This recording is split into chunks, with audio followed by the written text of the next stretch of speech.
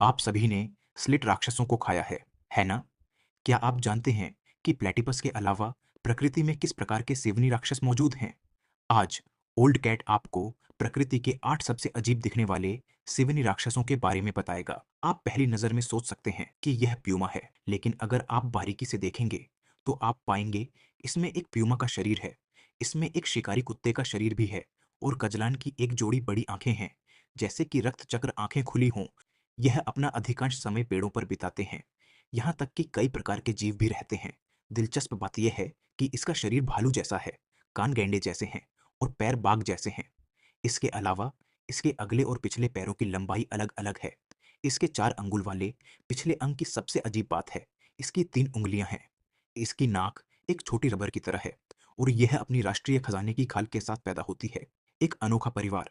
चूहे की शक्ल शेर पंख वाले जानवर से बहुत अलग होती है। अगर आप गौर से देखेंगे तो पाएंगे कि इसकी शक्ल एक बड़ी गिलहरी जैसी होती है, लेकिन इसकी पूंछ भेड़िए जैसी होती है। एक जेब्रा, एक कंगारू जैसी थैली और एक शेरपंख वाले जानवर की तरह एक जीभ।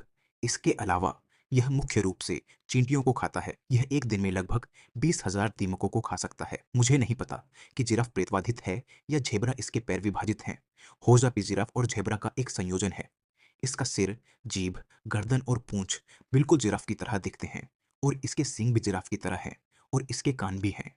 इसका शरीर घोड़े जैसा होता है और इसमें ज़ेब्रा जैसी धारियाँ भी होती हैं, जो देखने में निश्चित रूप से अजीब लगती हैं और भी विचित्र। हुओ परिवार स्वाभाविक रूप से डरपोक और भयभीत है। पत्तियों की हलचल उसे डरा सकती है, इसलिए दुश्मनों को हमला करने से रोकने के लिए वह दिन में केवल 5 मिनट सोता है। 2 महीने तक बिना शौच के रह सकता है कौन? चौथा, स्प्लिट सभी बोविडे में सबसे अपरंपरागत दिखने वाली प्रजाति है। इसका चेहरा मूस जैसा, पैर घोड़े जैसे, मुर्गे के पैर भूरे भालू जैसे, पीठ बकरी जैसी और पूंछ होती है एक शिकारी कुत्ते की तरह। पिछले अंगों में मवेशियों के समान खुर होते हैं, लेकिन वे गंदे दिखते हैं।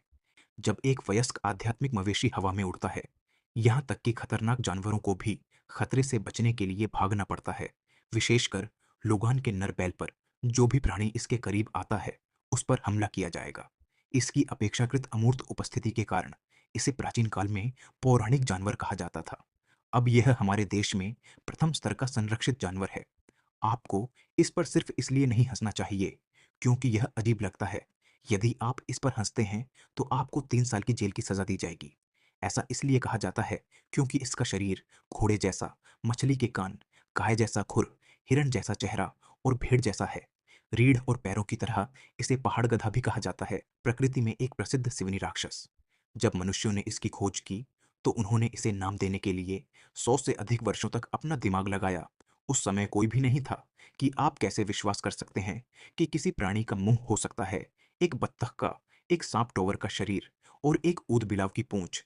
और वे कहते हैं कि बत्तखों का मुंह सख्त होता है, लेकिन प्लेटिपस का मुंह बहुत नरम होता है और यहां तक कि मुड़ भी सकता है। सबसे महत्वपूर्ण बात यह है कि इसमें नसें होती हैं। प्लेटिपस का मुंह रडार की तरह होता है। यह संवेदनशील होता है और शिकार का सटीक पता लगा सकता है। सबसे अजीब बात यह है कि आपने कहा कि यह एक स्तनपायी है, लेकिन यह अंडे देने वाला है, ठीक उसी तरह जैसे पक्षी अंडे सेते हैं और अपने खोल से बाहर निकलने का इंतजार करते हैं।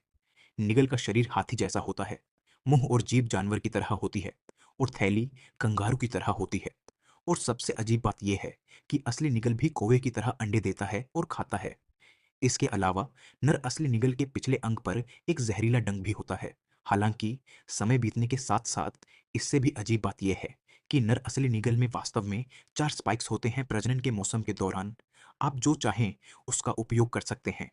आप स्क्रीन के सामने वाले से ईर्ष्या कर सकते हैं, लेकिन कॉन्फ़िगरेशन बहुत अधिक होने के बावजूद मादा के पास केवल एक अंडाणु होगा और नवजात शिशु होगा। शिशु निगल प्लेटिप्स के समान ही होते हैं और मादा के स्तन भी नहीं होते हैं। नवजात शिशु निगल स्रावित दूध से नर्सरी बेल्ट को भर देंगे। इसीलिए सबसे अजीब बात यह है कि ऐसा करना पड़ता है। एक सच्चा निगल बनो।